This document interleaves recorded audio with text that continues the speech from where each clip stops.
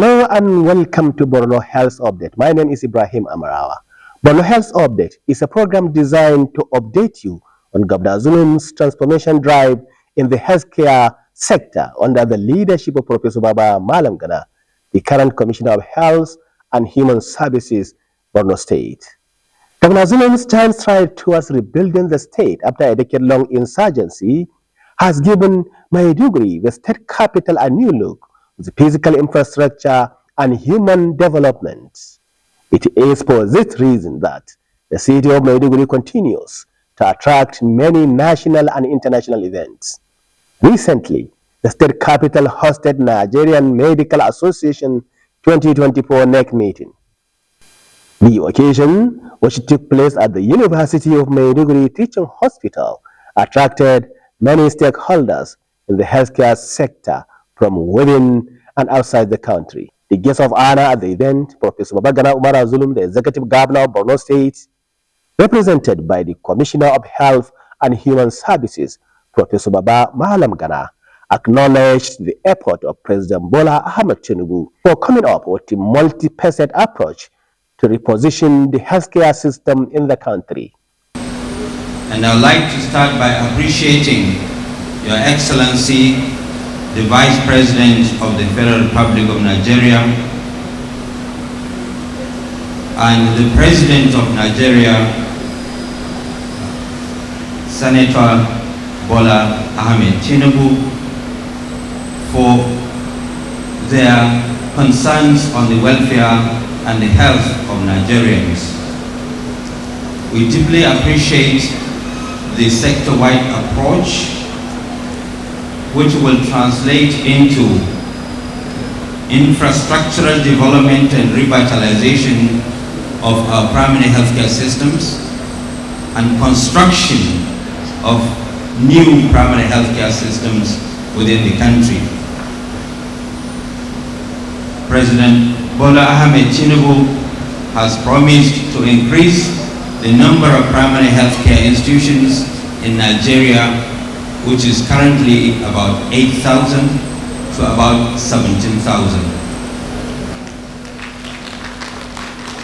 This will enable our wards, which we have 312 in Borno State. Each ward may end up with having more than one primary healthcare service. And that will each Nigeria towards the attainment of universal healthcare coverage. The commissioner informed the gathering that the state government in the last 5 years has taken a holistic approach to rebuilding the healthcare infrastructure and human resource for health in the state. As you are well aware, Borno State has suffered from a period of insurgency of 15 years duration. This has left our healthcare services in a terrible state where we lost about 45% of our healthcare facilities. And we have also lost so much in terms of our human resources for health. As a matter of fact, some were abducted, some were killed, some have suffered from post-traumatic stress disorder, so much so that they've not been able to return to clinical practice. We are now repositioning the healthcare of Borno State in such a way that people of Borno State will now see a light at the end of the tunnel. This repositioning does include ensuring that budgetary allocation, for example, in this year's budget 2024, we've attained the Abuja Declaration of 15%. We're currently constructing school, medical college, and Borno State University Teaching Hospital. These are all at advanced stage. An intake will soon commence for medical doctors, dentists, nurses, midwives, etc. In fact, Borno State has started communicating with the able registrar of Medical and Dental Council in this regard. Borno State currently is building, nearly completed, 2 schools of nursing, brand new, one in School of Nursing and Midwifery in Goza, and another one, School of Nursing and Midwifery in Monguno.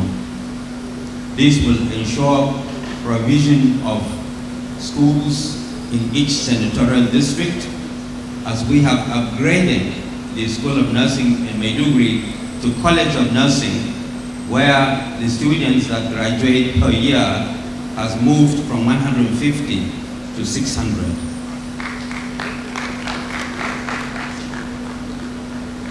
In addition, the repositioning of our health sector includes recognition that our staff are working in difficult circumstances, especially in some parts of the state, as a result of which we are now allocating 30% extra pay to those who are working in the rural areas and hard-to-reach areas. 30% of their salaries as an increment to them. We have also made arrangements in the nursing cadre to ensure that we have specialist nurses. We've arranged for 20 of our nurses to proceed on an MSc in nursing education to Bayero University, Kano. This will start next month in September. And arrangements are underway for 20 nurses to go on ophthalmic training, as well as 20 to go on pediatric nursing training. This also brings me to a point to advise you that we are currently constructing a school of a hospital, then eye hospital in Biu and eye hospital in Monguno. We are also constructing dental hospital in Monguno and dental hospital in Biu. All these are efforts by this government to ensure that human resources for health is brought up to a level that we can withstand the Japa syndrome, as well as the shortage that we have found ourselves in.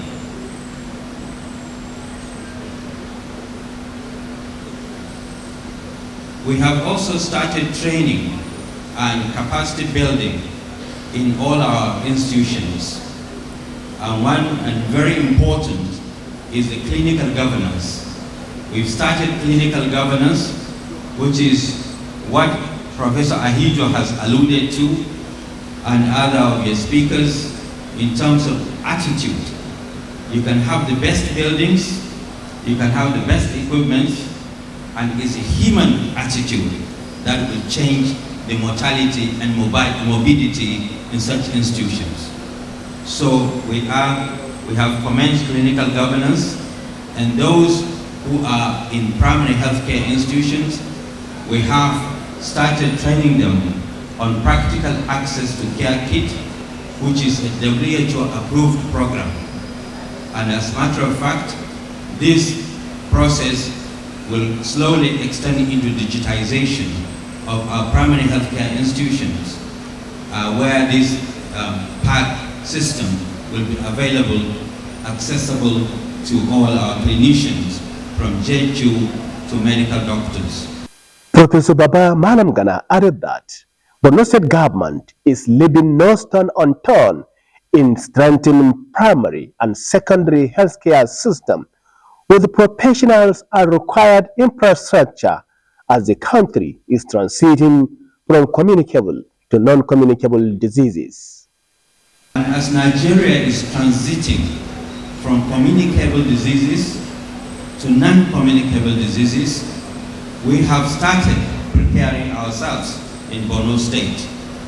We have now in our primary healthcare institutions, some of them have got doctors and clinicians who will look after the high blood pressures the diabetes, and where cancers have reared up their ugly head, we can be able to tackle them.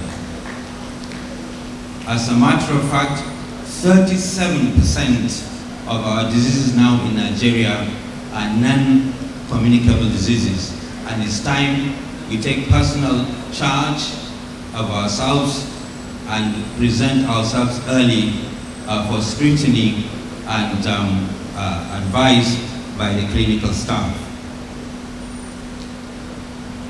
We have also repositioned the BORNO State Healthcare by creation of the BORNO State Drugs and Medical Consumables Agency. This agency has been established by law, as well as nearly 20 multinational organizations who will provide drugs to BORNO State, delivered to our medical store, and with a discount of 50%. This is no enormous task, and we wish to advise all the medical institutions in BORNO State to come to our BORNO State Drugs and Medical Consumables Agency. As these drugs are from manufacturers, it's from sure source, and we hope to eradicate the out-of-stock syndrome in our health institutions. And institutions like this one can get discounted drugs from us just around the corner. We're currently upgrading our pharma stores into pharmaceutical grade so that these drugs can be stored in the most appropriate way. Let me use this opportunity to inform you that from the 18th to 23rd of November 2024, you can record this date in your diary, BORNO State is hosting the National Council of Health. So we want to collaborate with yourselves, where you give us the full support during this period. Most of the Federal Minister of Health and most of the parastatals of Federal Minister of Health and most of NGOs in the country will be here in BORNO State, and therefore we want your full participation in this National Council on Health. The representative of the Vice President, Dr. Salma Anas Ibrahim Kolo, who is a special advisor on health to the President, poured encomium of Governor Zulum for taking bold steps in addressing the problem of human resource for health and motivating the health workers in rural areas who are providing health care to the communities that are picking up their lives after years of displacement. We should be the #1 patriotic in Nigeria because we are committed. You know, it happened naturally that we are interested in life saving. And you can't save life without showing a level of patriotism. And the government of today has done a lot of efforts in trying to address problems of the Nigerian Medical Association and its members. So we have to form a formidable partnership because we are partners in progress. We have to work together to address the health issues of Nigeria. And as medical doctors, we should work in a holistic approach, not only working in fragmentation. Those are the tertiary institutions, those are the secondary level, those are primary health care. We should work at one national medical association and support one another. Those are the tertiary institutions should support those at the secondary level of care and the primary health care level in capacity building, in mentorship, in supportive supervision so that they can provide quality healthcare services. So what we have seen today is there is no gap between his administration and the administration of our current governor, His Excellency Babagana Zulum. Babagana Zulum has continued with those efforts, and he has even done much more beyond our expectations. I can say comfortably he's addressing the issues of human resources for health. He has increased 30% to health workers working at rural communities. He has increased the age of retirement for health professionals to 65 years. These are remarkable achievements that other governors should learn from. The Health Commissioner shed more light on Governor Zulum's efforts towards increasing the allowances of healthcare providers at the rural areas. Your viewers may wish to recall that unfortunately Borno State suffered from insurgency for 15 years. During these 15 years of insurgency, Borno State has witnessed the loss of healthcare facilities. About 45% of our health institutions were destroyed, eliminated, deleted by the insurgents. And this has also affected the personnel or human resources for health.